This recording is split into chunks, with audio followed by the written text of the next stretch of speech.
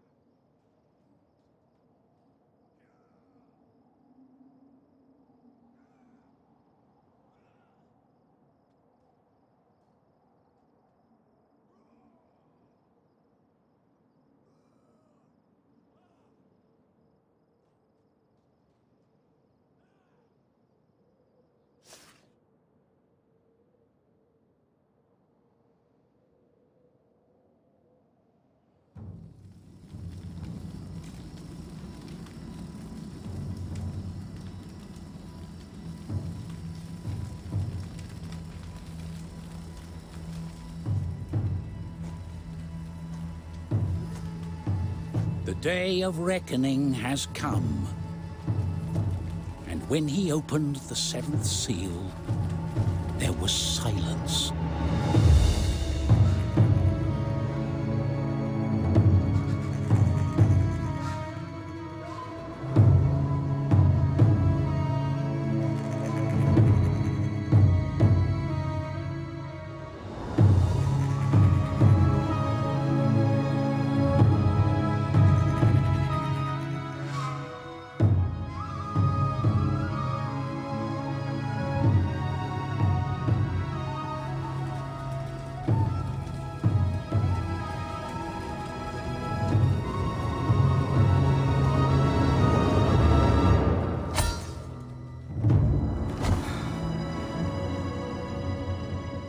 Let them bathe in the warmth of the sun, for they are the faithful, the righteous, the strong. These words are true, as God is my witness. It is done.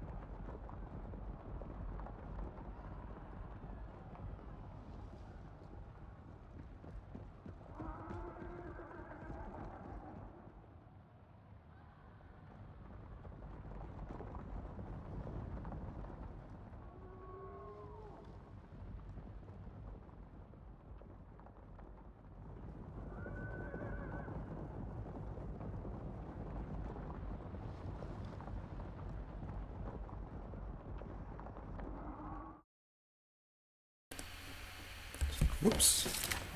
Hi guys, Lewted host here with another dang stream. Sorry for the delay, I had to quickly do something. Let me just put this here, and there we go.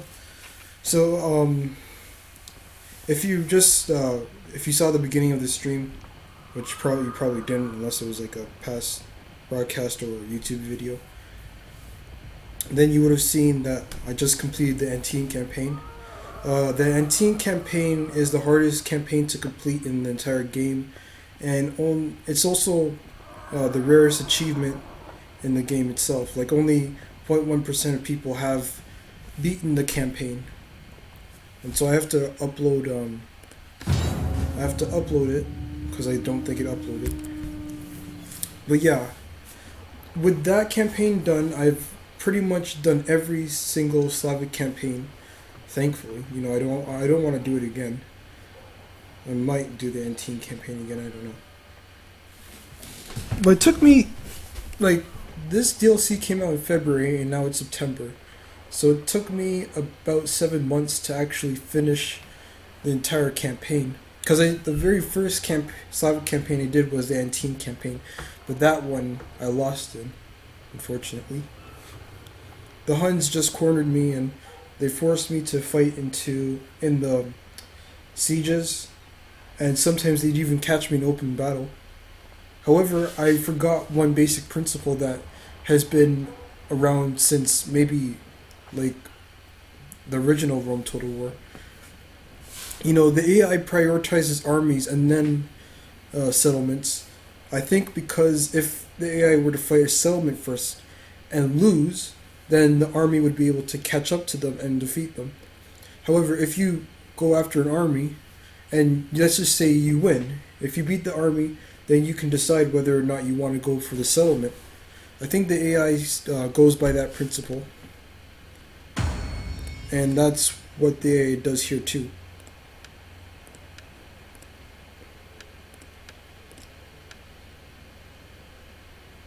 There we go. I didn't see that, so I was assuming that I didn't do it. Anyway, so like I just said, you know, all 3 of them are done now. So I've uploaded that one, the Slovenian one, and I already had the Venetian one up. So basically, these campaigns have been so brutal. They're a lot different from the other campaigns because you can get the minor victories before 120 turns. For the Antean campaign, I did it in 91 turns. The Slovenian one was 85 turns, and the Venetian one was 301 turns. The reason why the Venetian one was so long is because I was fighting the Huns for a bit, and then I wasn't focusing on the bigger picture, which was getting the resources. And by the time I decided to get the resources, the other barbarians declared war on me, especially the Vikings and the separatists, because they hadn't really fought the Huns or hated them. But you know, like, once they see somebody new that has a different religion, obviously they're going to want to fight them. So basically, the point of this stream is going to be about Slavic campaigns, now that I've done all of them. So let me just go up to this one. So of course, as you know, I always do my campaigns in hard. I'm going to be doing very hard soon.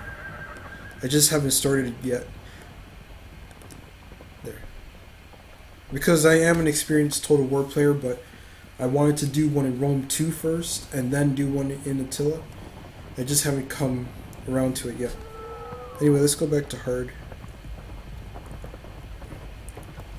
So anyway, obviously you have 3 Slavic factions. Every DLC pack has been 3 factions. Slovenians, Anteans, Venetians. If you didn't know that, of course. The Slovenians are the ones that are like more oriented to fighting the Huns. Although you technically don't want to be offensive against the Huns initially, because again, they'll just keep on spawning. And you might think that you've beaten them, but you haven't beaten them until Attila is dead. And of course, Attila is born around the 20th turn, but you usually see him around the 110th turn or 114th turn, where he is a general. He might not be the king, but it doesn't matter. He doesn't have to be the king in order to kill him. No matter what, you have to beat him 3 times, and then the Huns stop spawning. They don't disappear, but they stop spawning, and that's the good part. And also another little thing that I don't think a lot of people know about the Huns is that they spawn in desolate regions, which means like they don't spawn up here like what I thought they did. Like for example, if they like completely raise a settlement and then lose an army in a neighboring settlement, another horde will just spawn right there, and then since you're at war with them, or whoever's at war with them, they'll just go until that to that territory. So anyway, like I said, the Slovenians are more oriented to fighting the Huns. Their trait gives them a plus 10 boost to morale, melee defense, and melee attack. That's extremely helpful. And then plus 20% weapon damage when fighting them as well. They also get extra income for destroying a unit. So you'll want to destroy units, not armies, of the Huns, of course. The other nomads, it doesn't matter. Even the white Huns. But the Huns, I really do not recommend destroying entire armies, because what happens is they'll just spawn another horde.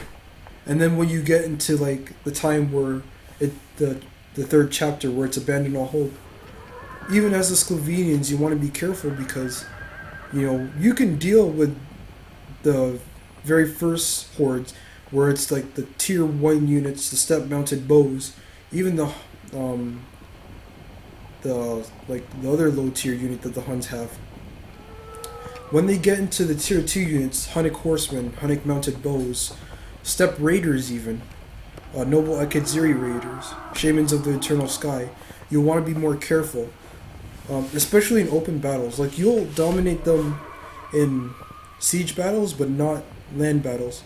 The Huns will dominate you, and that's very true for multiplayer as well. When it comes to the time where Attila can become a general, that is when actually Attila becomes a general around the 90th turn, 90th or 92nd, I can't remember. Around that time, Attila becomes a general, and that's when they get into the tier 3 units, and that's when the Huns are really dangerous. Like the Hunnic Devil Archers, the Nakors. You want to be careful of those Nakors. Yeah. That's when you really want to be careful. I was able to complete the Slovenian campaign before I saw those units, but for my Antean campaign, I didn't. Actually, I didn't even fight the Huns with this time with the Slovenians. This time I was more defensive. I uploaded both my offensive and defensive campaigns, so that people can see what happens when you go on the offense. It's not pretty at all.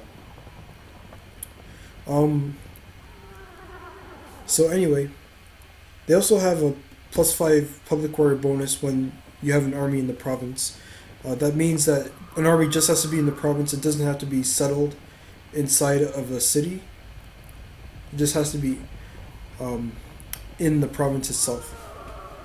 Of course, you have to own the settlement that's in the province for it to work.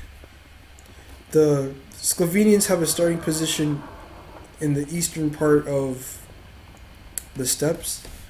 Kariskos, I think that's Ukraine. Let me just look it up.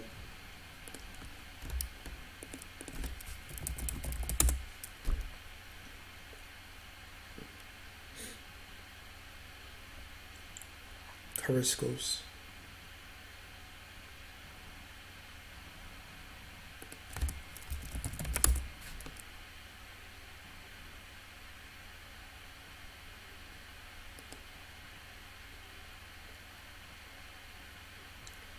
Might be in Russia, actually.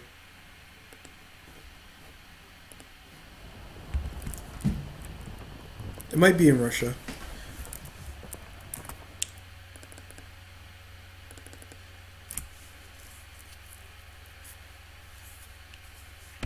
Because it's definitely not in Poland. Anyway, I'll get back to that afterwards. Their starting position is pretty good. Their initial challenge is easy because, of course, they are not at war with the Huns. I mean, none of them, I think, are. And the resources that they need the resources that all of them need, wood and iron. The Slovenians don't even have to go to the west to get them. They can just go straight east.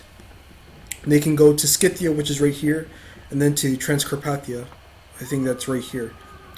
Iron is in the second province down, and then wood's right here.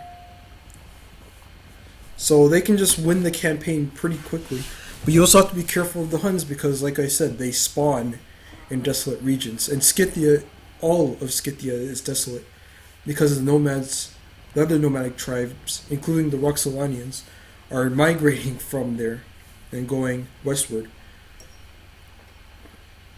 So yeah, you can win a campaign very easily, and the best part about this Slovenian campaign is that you don't even have to declare war on the Huns.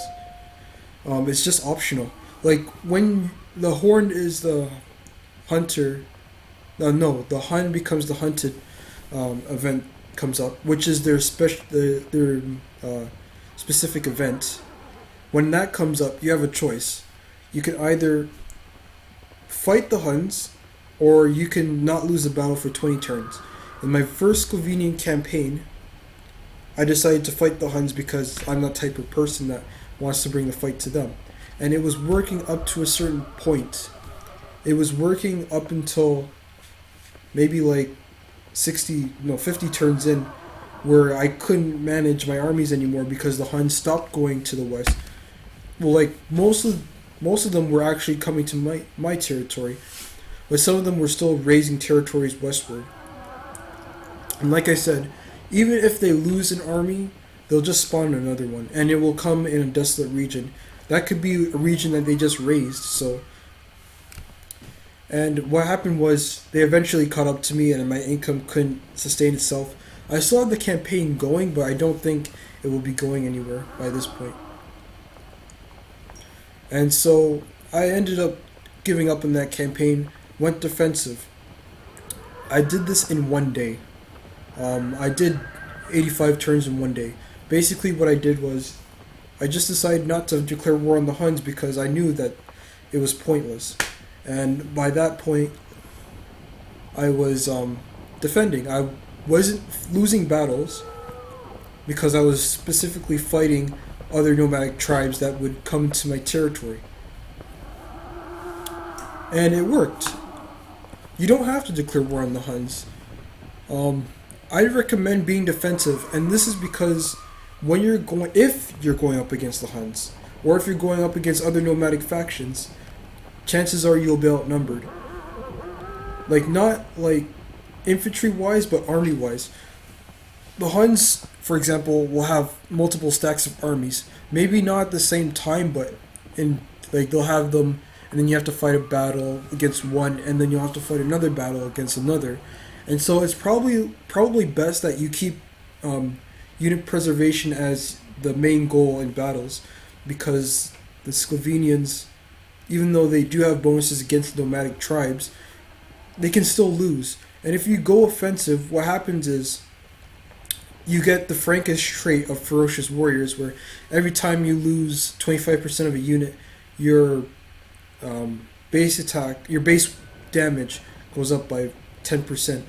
Now that's technically not a big deal for the Slovenians, because I mean, besides axes, like the Slavs are pretty good with their axes, but they also have swords. Obviously, they don't have melee cavalry or shock cavalry, but more importantly, they don't have melee cavalry, relying only on javelin cav. And so overall, that weapon damage boost is not effective, especially against the Huns, who will probably just keep you at a distance and then outnumber you.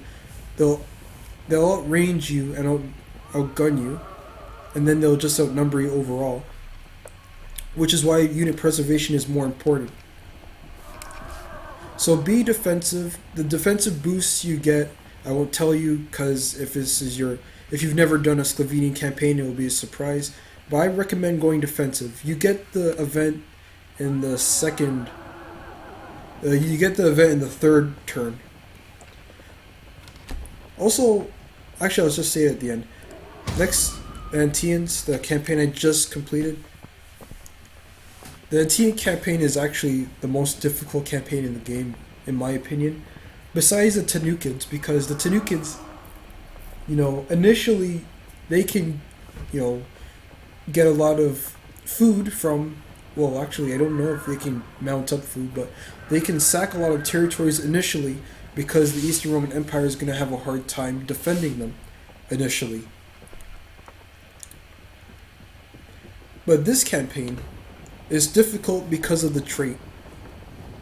The trait basically is saying most of your battles must be in a forest, or a river battle.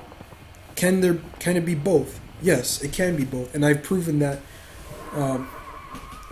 yesterday. It's actually rare, but you can do both. Basically, the trait says their morale, melee, defense, and melee tech goes up by plus 20 compared to the plus 10 of the Slovenians. Their weapon damage stays the same, however. Yet, this is only in a forest.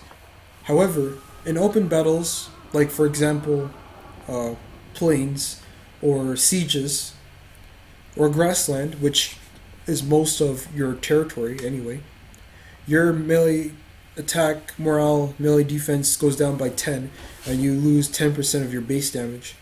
It's actually a big deal when you start fighting the Huns, if you fight them. It's not a big deal against like the other nomadic tribes, unless of course you don't have javelin cav, so you can chase down any missiles they have. But it's a big deal against the Huns, and it actually ended up making me lose my one of my armies. Your melee, however, your morale, melee, defense, and melee attack does go up by plus 20 if it's a river battle. Like I just said, though, most of your territory is in fact grassland. Forests do outline your territory, but to actually get the AI to fight you there is pretty tricky. They have to outnumber you in order for them to actually want to go there. If you have like an army, for example, nearby, but not close enough to support a settlement, the AI will most likely just go for the settlement instead. However, the AI will most likely prioritize armies instead of cities because of course, the fact that an army can move and can counter, retake settlements, and so on. So the trick for the campaign is to actually let them come to you. I mean, you can be offensive if they're in a forest, if they're near a river, but you can't be offensive to them if they're in grassland. Because what happens is, then you have a problem there.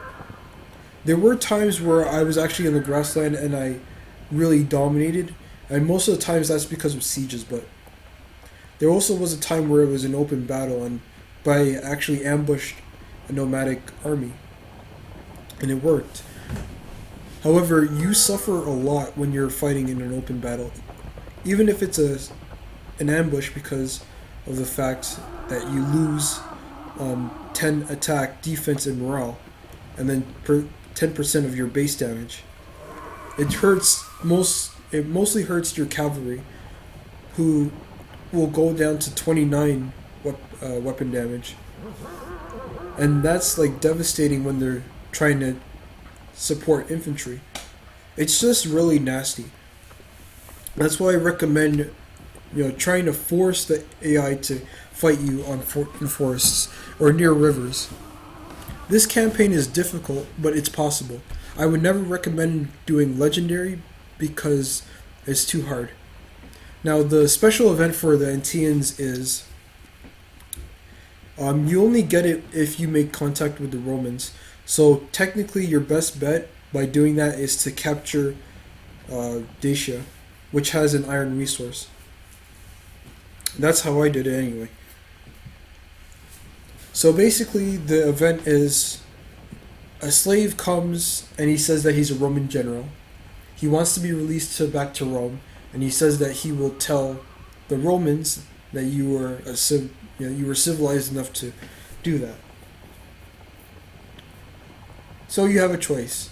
You can either let him go back to Rome and tell the Romans, or you can outright kill him and say that he's a liar. Now, I chose to believe him because I wanted to have a good standing with Rome, just in case they were thinking of declaring war on me, because I didn't want that. I didn't want to have to fight two battles at once. But the Eastern Roman Empire was pretty much being hit hard, and the Western Roman Empire crumbled around the 60th turn. So I let him go, and then the next turn, it was revealed that he was not an actual Roman general, but he lied. And I actually googled his name just in case, and it came up with no results. So it was discovered that he lied, that he wasn't a Roman general. And you have another choice. You can either chase after him and kill him, or you can let him go. I decided to let him go because I didn't want to bother. I thought that it would be a bad thing if a slave left. It's a shame that, it didn't really matter. If you killed him, I didn't think that would be good. And I didn't want to do that. If I killed him, I was thinking that it might look bad on us if he actually was a Roman general. But then when I was given the option again, I just decided not to kill him because, it's too much. I was thinking more about, it's too many resources, might have to do some stuff, might have to lose some people. It's not worth it. Now, I'm not going to tell you the results of my decision, but it's pretty interesting. So yeah, I'm not going to tell you the results, but he actually isn't a Roman general. Now, to win this campaign, unlike the Slovenians, I did go to Scythia because it's pretty close, and going to Rhaetia and Noricum over here is a struggle because there's a bunch of barbarians that are fighting for Roman territory. Dacia I got to because it's south of your settlement, and it's easy to support it. So yeah, that's how I did my Antean campaign. 91 turns. It's pretty good. Last but not least, or maybe they are, no, they're not the least, the Anteans are. Basically the Venetians. So, the Venetians were the first Slavic campaign that I completed, but they are they are the longest. They took the longest for me of any Total War game. Um, Basically, the Venetians aren't like the Anteans who prefer poison archers, or the Sclavenians who have axes that can counter cavalry. They have superior axes to both of the factions instead. Velays chosen and followers of Velays. Both of them have rapid advance, which is very interesting. It's also a pretty good thing if you think about it because it allows them to close the distance quicker. And that's pretty important for axe units because most axe units don't have the health or melee defense, or in some cases armor. Most of them aren't defensive. So, yeah. Their trait doesn't give any military bonuses or not, or lack of them, really. They're more for, like, farming. Like, they benefit a lot from farms. They benefit, they do not benefit, however, from, like, commerce, industry, and culture. So, your Zadrugas, which are what help your adjoined provinces to make money, they don't make that much money from them. But they do make a lot of money from farms. And their farms, get this, have no squalor or no public order problems. So you can build that tier 4 farm building and be happy about it. And then make a lot of money from them as well. If you have good fertility. Which you can also get from their city, not their city, their town religious buildings. The Venetian campaign is pretty interesting. Your initial challenge is normal. You have two cities in Germano-Sarmatia. The last one has gems as a resource. Now, what I did with this campaign is I went completely west, and I got Dacia as well. I resettled in the territories that were raised by the Huns. The Huns did declare war on me eventually, but at first, they didn't because of the event. Their event.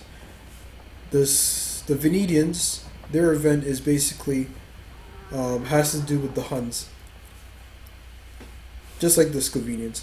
However, what you're basically what they say is you have to the Huns tell you that you have to pay them a tribute, like just like the Romans, or else they will come after you.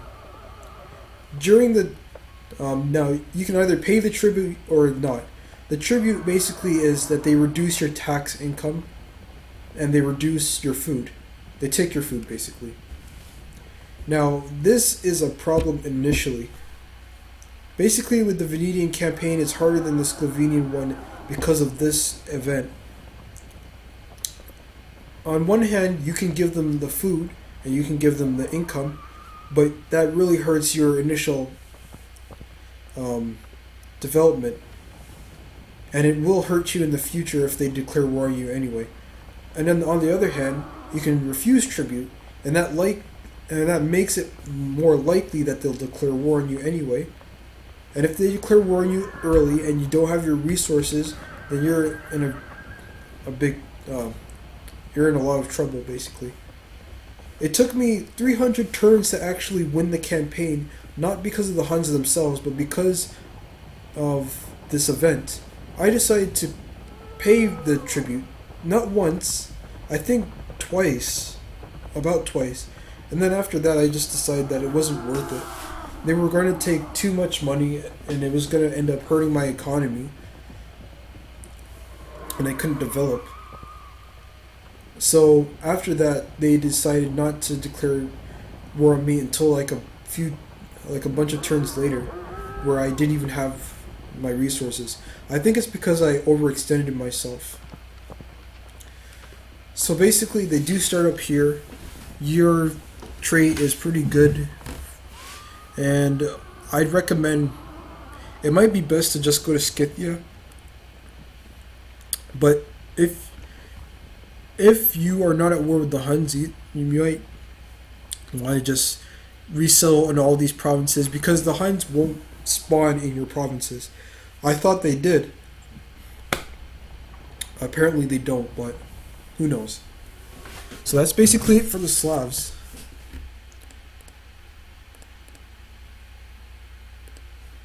They're a hard culture, but they are a culture that can be beaten.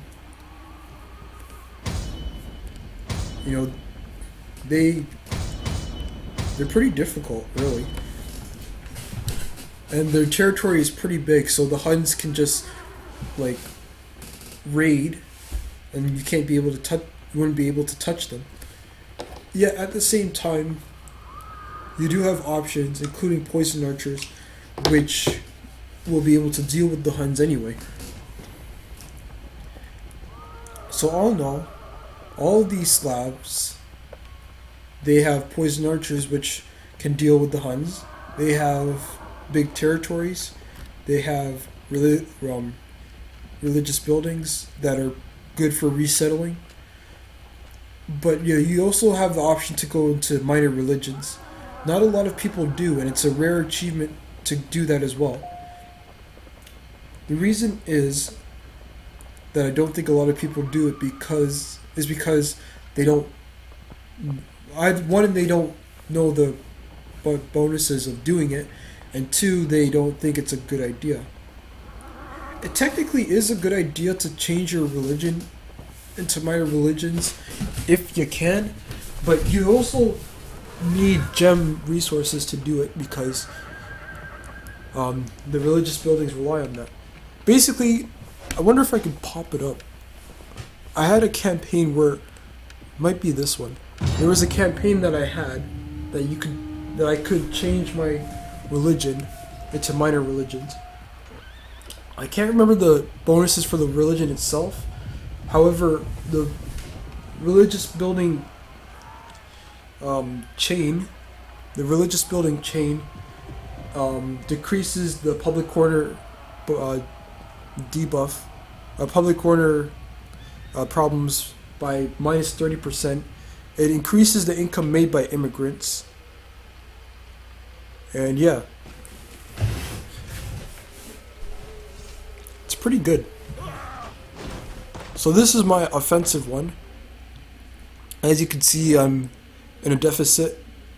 My current treasury is terrible, and because the Huns are all in my territory. Yeah, there's an army here that's definitely not going to make it. This army here is not going to make it either, and so I'm pretty much going to lose all of my territories in one turn.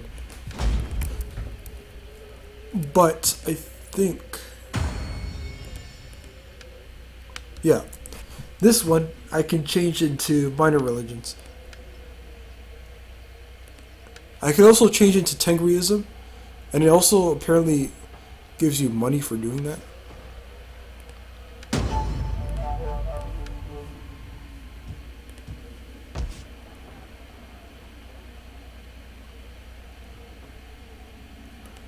Yeah, I couldn't see what it was, but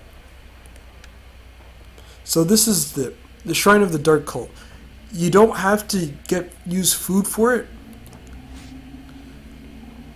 but what the difference is the wealth from immigration, the immigration public orders problems, and let me just see if I can finish a turn so I can get the bonuses. It's very, very useful if you're having immigration problems, even as the barbarians, because the barbarians are the only main culture group that can actually decrease public order problems, besides the Western Roman Empire, of course, through a building. So if you were to change into minor religions as the Romans, which you can't because the minor religions will never get that far, they're more of an Eastern thing, then what would end up happening is you'd be able to survive public order issues a bit better. I'm surprised. I actually thought that they were going to destroy me. Anyway, I'm going to go AFK for a minute and I'll be right back.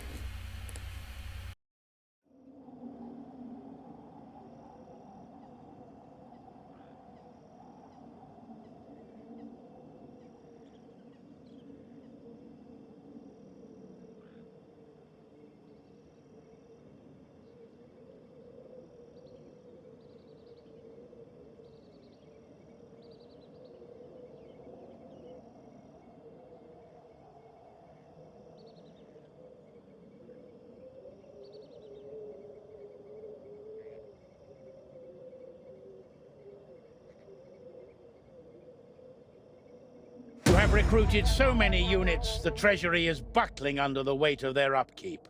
Capturing new territory would spread the cost, as well as putting your troops to good use.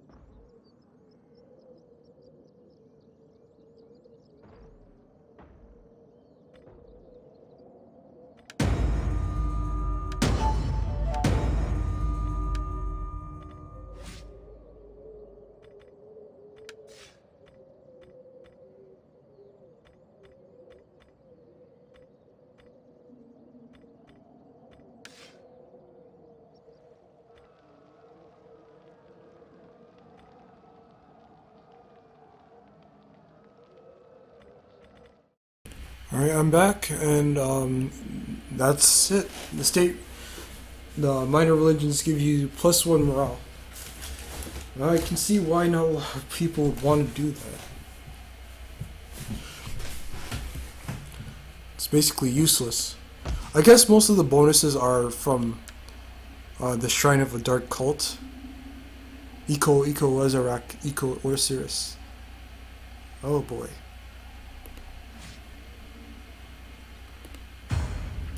You can also change into Tengriism, but there's no way I'm doing that.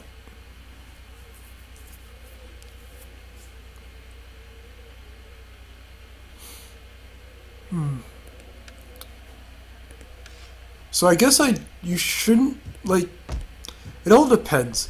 I wouldn't recommend going into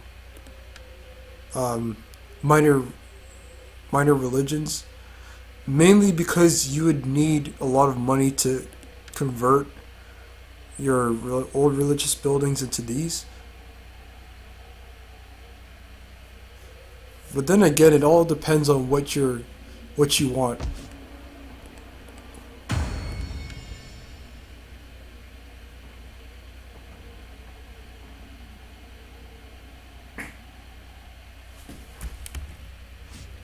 Well, yeah, that's pretty much it.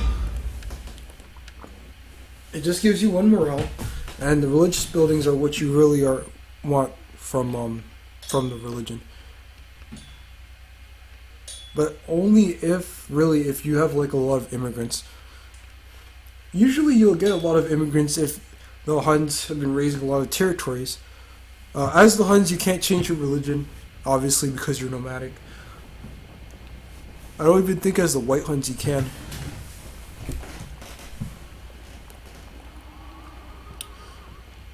I haven't been playing multiplayer for a while.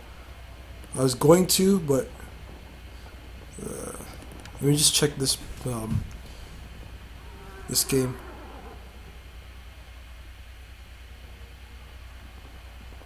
Boy, no. I don't like large armies anymore. So what I'm probably gonna do is I'm probably gonna just pick another Total War game. Most likely Napoleon, because I haven't played Napoleon for a long time now. Napoleon's online multiplayer is always busy, so that's the good thing about Napoleon. Napoleon was probably like the last good, like the most recent good Total War game, in my opinion. Not because I love Napoleon more than any of the other Total War games, but just because, you know, the online multiplayer fan base is still alive. Empire is practically dead. You'll see like a few people here and there, and maybe like a specific day where there's more than 5 lobbies. But no, like not even the multiplayer campaign is like alive. Like that's dead too. But that's probably because it's a beta, and you have to like sign up for that. Anyway, I wanted to talk about more stuff, but I can't think of anything. I will be working on my guide because I just realized that I didn't upload everything. I think I said that 2 days ago, and I didn't even upload it yesterday. Anyway, guys, thanks guys so much for watching. Hopefully you learned something from it, from this stream. I know you probably didn't, but I'll make sure to put it in the guide. Most of what I said today I'll put in the guide. So again guys, thanks so much for watching, and I'll see you guys, I wouldn't say tomorrow, most likely Saturday. If not Saturday, then Tuesday. Bye guys.